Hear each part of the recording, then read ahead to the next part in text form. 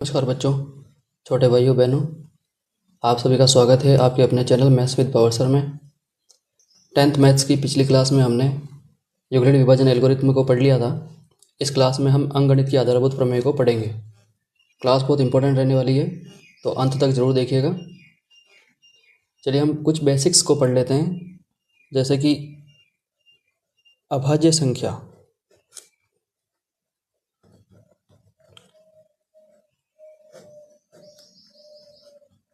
जैसे कि अभाज्य संख्याएँ क्या होती है, आप सभी जानते हो अभाज्य संख्या क्या होती है। हमने वास्तविक संख्याओं के परिचय में इनको पढ़ लिया था। जैसे कि वह संख्या, मैं इनकी परिभाषा यहाँ पर लिख देता हूँ। वह संख्या जो स्वयं तथा एक से विभाजित हो,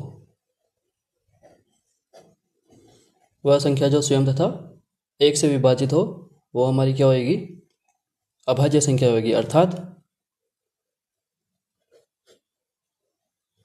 जिसके सिर्फ दो गुणनखंड हो। कितने हो? जिसके सिर्फ दो गुणनखंड हो, ऐसी संख्या, जिसके सिर्फ कितने गुणनखंड हो, दो गुणनखंड हो, स्वयं तथा एक, ऐसी संख्या हमारी क्या कहलाएगी, अभाज्य संख्या कहलाएगी। क्या कहलाएगी? अभाज्य संख्याएं कहलाएगी। जैसे 2 हो गया, 3, 5, 7, 11, ये ऐसी कुछ संख्याएं हैं जिनके सिर्फ दो ही गुणनखंड होते हैं। एक तो वे स्वयं खुद होते हैं, इनके अलावा एक होता है। सेकंड हम जान लेते हैं भाज्य संख्या के बारे में। भाज्य संख्याएं क्या होती है? भाज्य संख्या की परिभाषा में यहाँ लिख देता हूँ। वह संख्या जो स्वयं तथा एक के अतिरिक्त, जो स्वयं से भी विभाजित हो, एक से भी विभाजित हो, और एक के अतिरिक्त किसी अन्य संख्या से भी विभाजित हो। एक के अतिरिक्त किसी अन्य संख्या से भी विभाजित हो, ऐसी संख्या क्या कहलाती है, हमारी अभाज्य संख्या कहलाती है। अर्थात जिसके दो से अधिक गुणनखंड हो। कितने हो? दो से अधिक गुणनखंड हो, ऐसी संख्या हमारी क्या कहलाती है, भाज्य संख्या कहलाती है। जैसे 4, 6, 8, 9 और 10, ये हमारी क्या है, भाज्य संख्याएं हैं। अब इनमें आप जानते हो, जैसे 2 है, 2 हमारी क्या है, सबसे छोटी अभाज्य संख्या है, और एक सम अभाज्य संख्याएं भी है। और इसमें 4 जो है वो हमारी क्या है, पहली हम सबसे छोटी भाज्य संख्या है। चलिए मैं इनको यहाँ लिख देता हूँ। संख्या 1 जो है वो ना तो भाज्य है और ना ही अभाज्य। हमेशा ध्यान रखिएगा, संख्या 1 जो है वो ना तो भाज्य है और ना ही अभाज्य। और संख्या जो 2 है, संख्या 2 जो है वो हमारी सबसे छोटी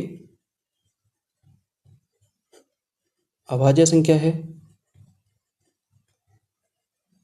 तथा एक सम अभाज्य संख्या भी है।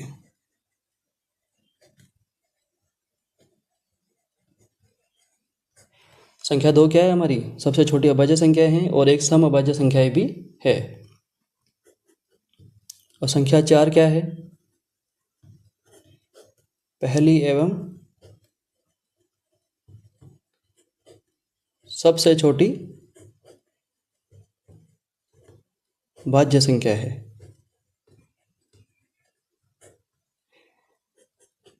और संख्या 9 क्या है, संख्या 9 हमारी सबसे छोटी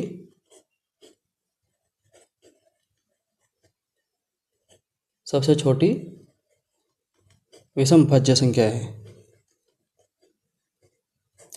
ये हमारा अंकगणित की आधारभूत प्रमेय पढ़ने से पहले कुछ बेसिक था जो हमें ध्यान में रखना अनिवार्य था। जैसे अभाज्य संख्या क्या हो गई, भाज्य संख्या क्या हो गई।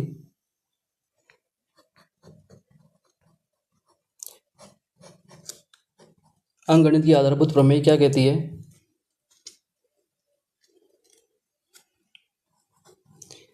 अंकगणित की आधारभूत प्रमेय बड़ी सिंपल है।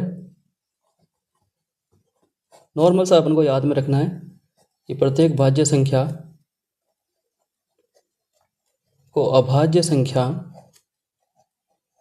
प्रत्येक भाज्य संख्या को अभाज्य संख्याओं के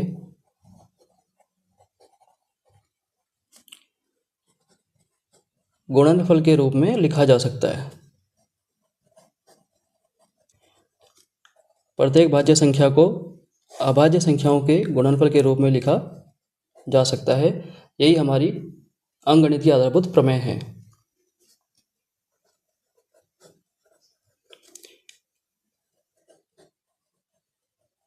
तथा ये विभाजन हमारा कैसा होता है? अद्वितीय। अद्वितीय यानी कि यूनिक होता है। यदि अभाज्य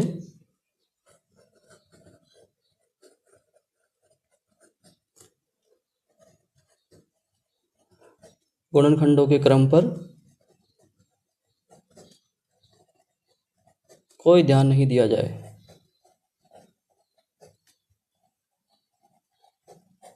अंकगणित की आधारभूत प्रमेय क्या कहती है? प्रत्येक भाज्य संख्या को अभाज्य संख्याओं के गुणनफल के रूप में लिखा जा सकता है।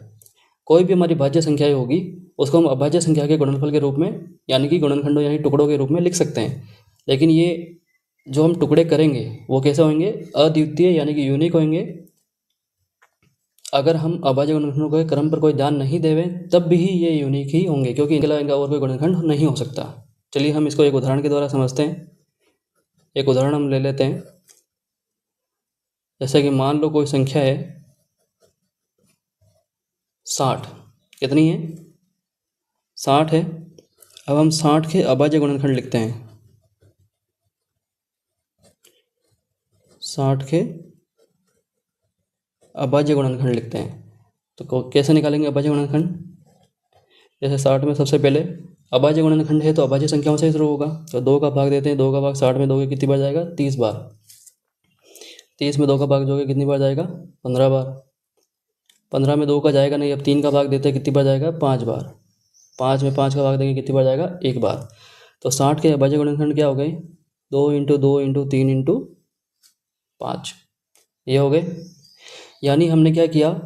हमने 60 को पूरी तरीके से अभाज्य गुणनखंडों के रूप में तोड़ लिया है। देखो ये अभाज्य गुणनखंड है, अभाज्य गुणनखंड है, ये अभाज्य संख्याएं हैं, इनके रूप में हमने इनको तोड़ लिया है। 2 भी हमारी अभाज्य संख्या है, 3 भी अभाज्य संख्या है और 5 भी अभाज्य संख्याएं हैं। तो हमने पूरी तरीके से 60 को अभाज्य गुणनखंडों के रूप में तोड़ लिया है। चाहे अब हम इनका क्रम भी बदल दें ना, जैसे मान लो हम इनका क्रम बदल दें, इनको जैसे आगे पीछे लिख देते हैं, 2 × 3 × 2 × 5 इस तरीके से लिख देते हैं। इस 2 को पीछे भेज दिया, 3 को आगे ले लिया, फिर भी इनका आंसर जो है वो 60 ही आएगा। अगर आप इनका गुणा करेंगे तो आंसर कितना आएगा? 60 ही आएगा। इसलिए चाहे इनके क्रम भी बदल दो तब भी इनके अभाज्य गुणनखंड सेम ही रहेंगे। यही इनकी यूनिकनेस है। इसलिए हम इसे क्या कहते हैं? अद्वितीय कहते हैं। ठीक है, चलिए इसको एक और उदाहरण के द्वारा समझते हैं। उदाहरण नंबर 2 ले लेते हैं। इस बार मान लेते हैं थोड़ी सी बड़ी संख्या मान लेते हैं। माना संख्या हम 84 ले लेते हैं। कितनी ले लेते हैं? 84 ले लेते हैं। और 84 के हम अभाज्य गुणनखंड करते हैं। 84 के क्या करते हैं हम? अभाज्य गुणनखंड करते हैं। तो करके देखिए, 84 में 2 का आप भाग देंगे कितनी बार जाएगा? 42 बार। 42 में 2 का भाग देंगे कितनी बार जाएगा? 21 बार। 21 में 3 का भाग देंगे कितनी बार जाएगा? 7 बार। और 7 में 7 का भाग देंगे कितनी बार जाएगा? 1 बार। तो 84 के अभाज्य गुणनखंड क्या हो गए? 2 × 2 × 3 × 7। अब देखो ये सारे के सारे अभाज्य संख्या हैं। 2 भी अभाज्य संख्या है, 3 भी अभाज्य संख्या है और 7 भी अभाज्य संख्या है। इसे भी हम क्रम बदल के लिख दें, जैसे 3 को आगे कर दें, 2 को पीछे कर दें, 7 को आगे कर दें, तब भी इनका गुणा करने पर संख्या 84 ही आएगी। हर बार यही गुणनखंड आएंगे, कोई दूसरी संख्याओं का आना संभव ही नहीं है। यही चीज़ इसे क्या बनाती है? अद्वितीय बनाती है। अद्वितीय यानी कि यूनिक बनाती है। प्रमेय की सबसे महत्वपूर्ण बात यही है कि अभाज्य गुणनखंड हमेशा क्या होते हैं? अद्वितीय होते हैं। अभाज्य गुणनखंड हमेशा क्या होते हैं? अद्वितीय होते हैं, यानी कि यूनिक होते हैं। चाहे इनका क्रम बदल दो, लेकिन गुणनखंड कभी भी नहीं बदलते, गुणनखंड वही के वही रहते हैं। अब इस प्रमेय का उपयोग क्या है? ये जो प्रमेय हमने पढ़ी, इस प्रमेय का उपयोग क्या है? इस प्रमेय का उपयोग है, एक तो हम एचसीएफ निकाल सकते हैं। अंकगणित की आधारभूत प्रमेय एचसीएफ निकालने में काम आती है, और किस में काम आती है? एलसीएम निकालने में। और किस में काम आएगी? एलसीएम निकालने में अंकगणित की आधारभूत प्रमेय काम में आएगी। अंकगणित की आधारभूत प्रमेय हमारे पूरे चैप्टर की नींव है, तो अगली क्लास के अंदर हम इसी कॉन्सेप्ट का यूज़ करके, अंकगणित का आधारभूत प्रमेय है, इसी कॉन्सेप्ट का यूज़ करके अगली क्लास में हम एचसीएफ और एलसीएम निकालना सीखेंगे। तो हमारी अंकगणित की आधारभूत प्रमेय की क्लास यहीं समाप्त होती है।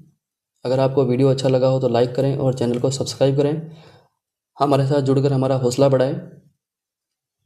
हमारी सारी क्लासेस जो हैं वो इसी चैनल पर 10th मैथ्स की बिल्कुल फ्री रहेंगी, और सारा कोर्स में आपको पूरा सिलेबस फ्री में पढ़ाऊँगा।